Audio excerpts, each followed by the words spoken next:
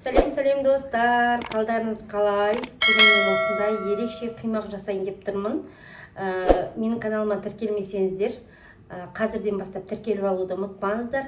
Осындай бізге ең бірінші 500 грамм осылай дүкеннің айранын құйып алдым ыдысымызға. Осындай кенде ыдысты алдым. Енді бұлғағанда ыңғайлы болсын деп.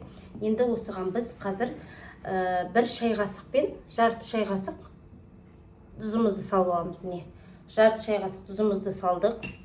Енді осыны бір араластырып аламыз да, осының үстіне орта шай қасықпен, міне, орта қасық ас содасын саламыз. Қатты бұлғаудың қажеті жоқ. Мен енді бауырсақты алдыңғы рецептерде де жасағанда көріп жүрсіздер. Міне, осылай араластырып аламын. Енді осының үстіне біз ірімшігімізді қосамыз. Бұл ірімшік менде 250 граммдай. 250 грамм дүкеннің ірімшігі бұл да. Сіздер енді үйдің ірімшігі болса да жасай берсеңіздер болады. Үйдікі бәрібір дәмді болады. Мен дүкендікін алдым. Енді осыны да араластырып алам осылай. Ешқандай миксерсіз осылай жай ғана араластырып шықсаңыздар болды.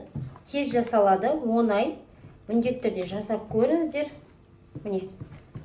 Осылай араластырып алғаннан кейін 2 жұмыртқамызды қосамыз.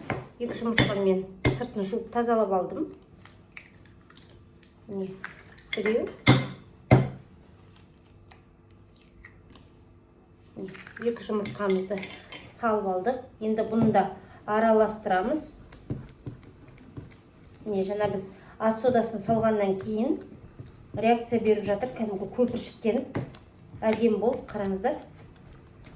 Ешқандай қантты да, майды да қажет етпейтін осындай ерекше құймақтың рецебімен бөлісіп тұрмын. Міндетті түрде жасап көріңіздер. Жасаған жандар болатын болса жазып кетіңіздер. Міндетті түрде сіздерден қолдау күтем. Лайк басып,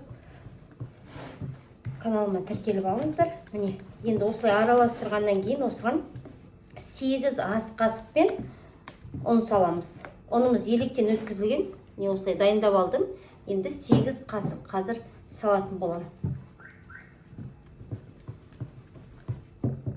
Достар, рецепті төменге қалдыратын болам. Міндетті түрде жасап көрсеңіздер болады. Міне. Міне 1 қасық, 2 қасық, 3 қасық, 4 қасық, 5, 6, 7, 8 қасық ұнымызды салып алдық. Енді осыны араластырамыз. Осылай араластырып алғаннан кейін қазір үстіне біз енді үйде көк жуа жоқ екен. Сіздерде енді көк жуа болса, ұсақтап турап қоссаңыздар болады. Енді менде укроп бар екен. Соны укропты қосатын болам. Міне осылай.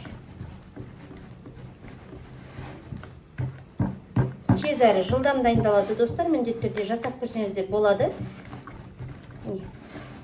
Жақынырақ бір көрсетейін. Осындай болып тұр. Енді жуамызды сақтап турап қосатын боламыз. Укроптың қатты жерлерін алып тастадым. Енді сақтап турап осы дайындап алған айранымыз бен ірімшігіміздің үстіне қосатын боламыз. Осылай ұсақтап аласыздар. Өздеріңіз көріп тұрғанда тез әрі жылдам дайындалды.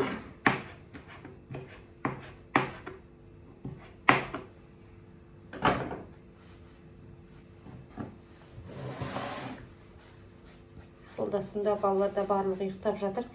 Қазір тұрғанда шайға әдемі. Міне осылай салып алдық. Енді оны да әдемілеп тұрып араластырамыз. Енді пісіруді бастаймыз қазір. 1-2 минуттың ішінде.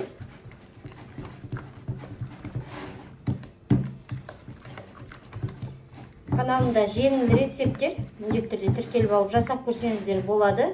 Кез келген қонақ келгенде бірақ каналдан ашып, барлық тәттісі болсын, бауырсағы болсын, бешбармағы болсын, мантысы болсын, универсальный қамырдың рецебімен де бөлістім. Ол енді барлығына келе береді. Сондықтан міндетті түрде достар жасап көріңіздер. Міне. осылай араластырып аламыз барлығын. Енді пісіре бастаймыз.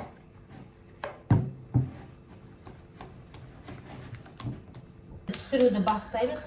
Газымызды астын қосып алды. Енді аздап сұйықтмай құйып, щеткамызбен жан-жағына кішкене жағып жіберетін боламыз. Асты жабыспау үшін. Міне осылай. Енді менде қалың сковородка жоқ. Үлкенірек сковородка жоқ, осындай шағын ғана болғандықтан, енді аздап құйып отырып пісіретін боламын.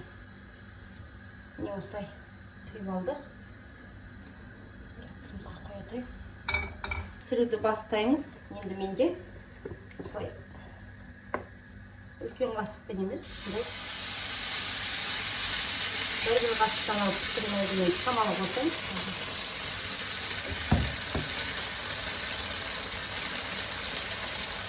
Енді жалықпай пісе қойса деп отырмын. Енді сковородкамдай қалың әдемі емес. Сондай әдемі бір сковородка алып алу керек.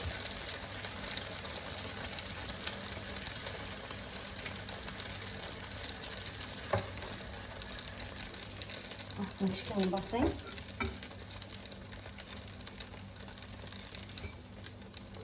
Мен бір жақынырақ көрсетейін, осылай пісіп жатыр. Біріншісін осылай пісіріп алдық. Енді осыған аздап май жағамыз, бетіне әдемі болып тұру үшін.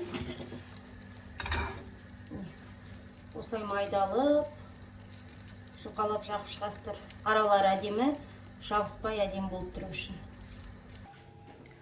Достар, міне менің осындай әдемі ірімшікпен айраннан жасалған құймағым дайын болды.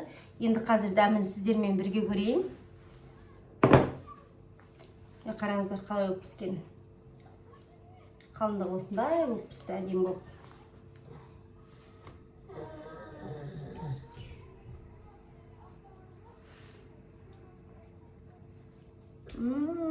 Ортасын қараңыздар, қандай әдемі болып піскен. Дәмі деген ерекше екен. Күшті, сөз жоқ достар. Міндетті түрде жасап көріңіздер, қараңыздар. Қонақ болсын, үй жағдайында жасасаңыздар өте керемет. Жұмсақ, балаға болсын, үлкен кісілерге болсын, кез келген қансыз осындай ерекше тіске басар дайындадым. Каналыма тіркеліп, лайк басып, комментарий жазып, қолдап кетуді ұмытпаңыздар. Сау болыңыздар.